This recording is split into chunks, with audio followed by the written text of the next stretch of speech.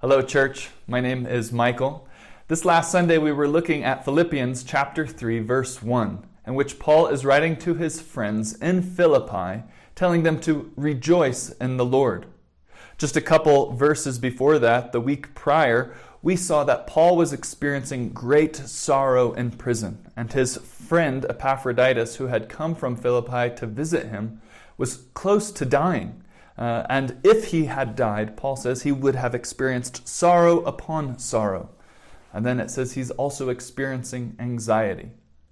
If you were to go to a psychiatrist and tell them, I'm experiencing sorrow upon sorrow, and also anxiety, that doctor would look at you and they would say, you are clinically depressed.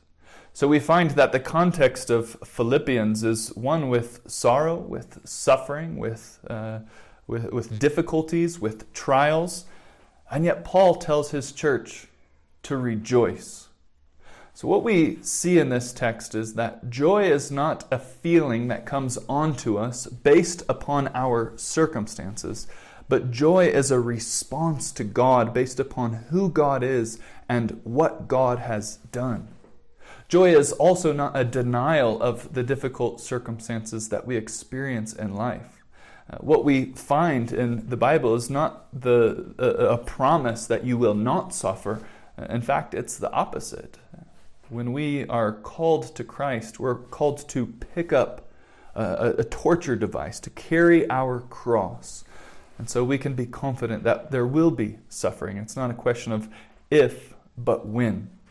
And yet in the midst of that suffering, we are called to rejoice. And we do this because of who Christ is.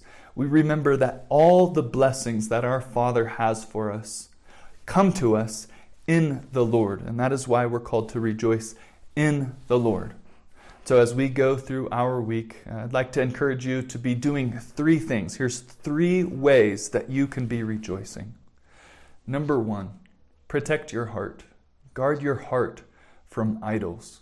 If you're not rejoicing in the Lord, chances are you're probably looking to rejoice in something else. That can be a job. It can be a boyfriend. That can be a girlfriend. That can be your reputation.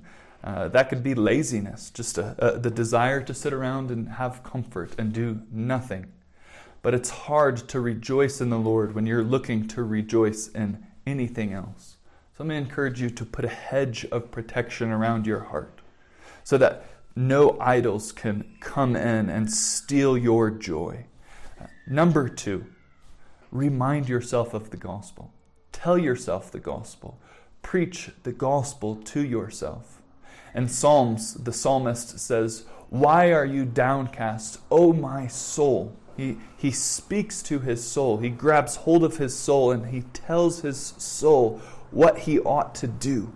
He ought to delight in. He ought to rejoice in the Lord. We don't just listen to that inner voice. We speak the gospel to ourselves. And then finally, brothers and sisters, go to Christ.